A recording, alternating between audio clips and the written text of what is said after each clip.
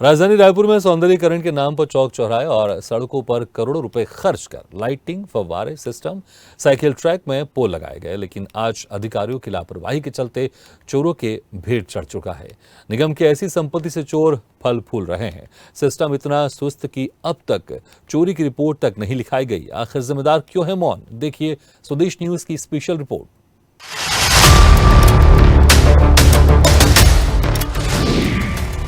System सुस्त, चोर चुस्त। शहर के सौंदर्यीकरण पर चोरों की नजर। निगम की संपत्ति से फल फूल रहे चोर। चौक चौराहों से गायब हो रही शासकीय सामग्री। फव्वारा और लाइटिंग हो रही चोरी। साइकिल ट्रैक से गायब हुई पोल।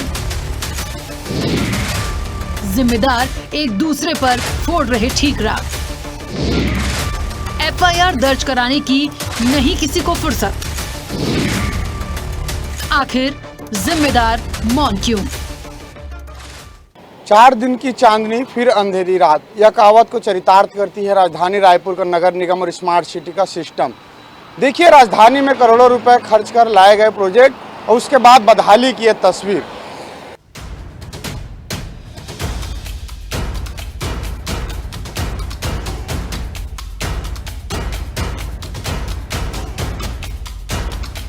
राजधानी रायपुर में अलग अलग प्रोजेक्ट जिसमें नगर निगम और स्मार्ट सिटी के करोड़ों रुपए खर्च किए गए, लेकिन आज आलम ये है कि सभी प्रोजेक्ट जो शहर के बीच स्थित हैं, उसके बाद भी चोरों की नजर पड़ी है और धीरे धीरे हाथ साफ करते गए। अब बचा कुछ भी नहीं। आश्चर्य की बात है कि महापौर निवास और महिला थाना के बीच से भी लाखों रुपए की चोरी हो गई, लेकिन चोर का सुराग नहीं मिल सका क्योंकि जिम्मेदार अधिकारी ही मौन है। इस मामले में न ही शिकायत दर्ज कराई गई और न ही कोई एफआईआर हुई। नगर निगम और स्मार्ट सिटी लिमिटेड दोनों एक दूसरे पर जवाबदेही मढ़ते रह गए, लेकिन जिम्मेदारी भी तय नहीं कर सके। देखिए चोरी की अलग अलग तस्वीर। पहला प्रोजेक्ट साइकिल ट्रैक। शहर के गौरव पथ में 1 करोड़ 20 लाख रुपए की लागत से 4 किलोमीटर लंबा साइकिल ट्रैक बनाया गया था। इसमें लोहे की पोल लगाई गई थी, वो सब अब नजरों से गायब है। सीसीटीवी कैमरे होने के बाद भी अब तक इसमें कोई कार्रवाई नहीं हो पाई। दूसरा प्रोजेक्ट स्मार्ट चौक।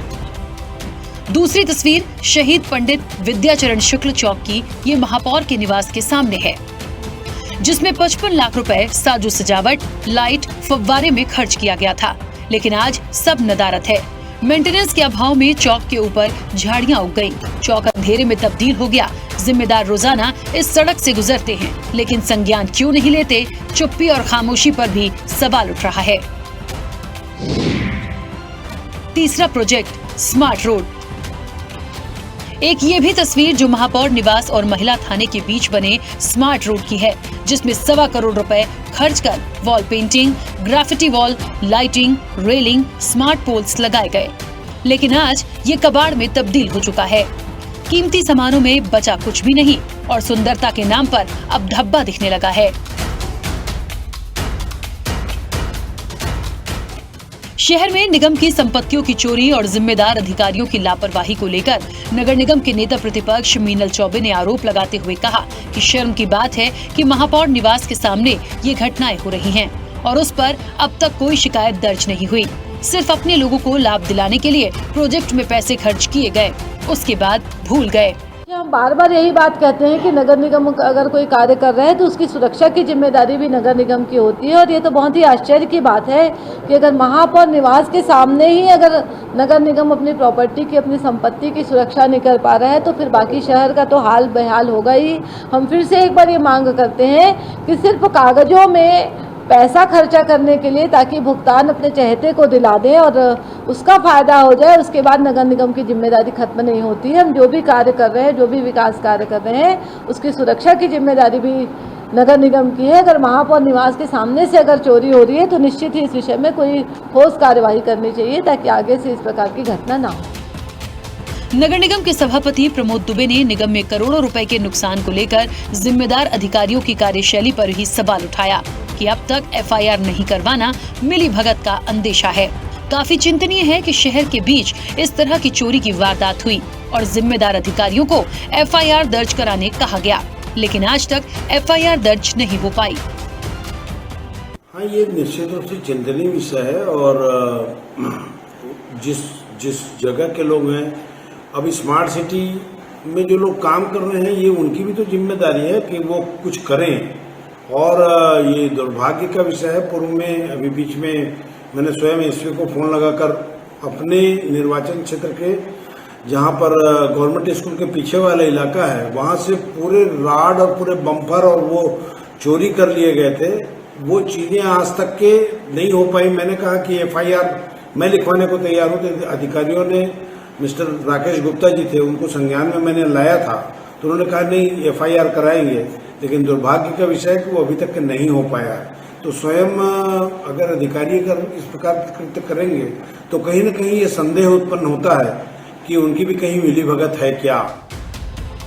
प्रोजेक्ट में चोरी के बाद स्मार्ट सिटी लिमिटेड के द्वारा एफआईआर नहीं करवाने को लेकर कहा कि कुछ प्रोजेक्ट को लेकर शिकायतें मिली हैं। हमारा प्रोजेक्ट पूर्ण रूप पर निगम को हैंडओवर कर देते हैं। उसके बाद निगम के अधिकारियों की जिम्मेदारी होती है कि उस पर एफआईआर दर्ज कराएं, कार्रवाई करें।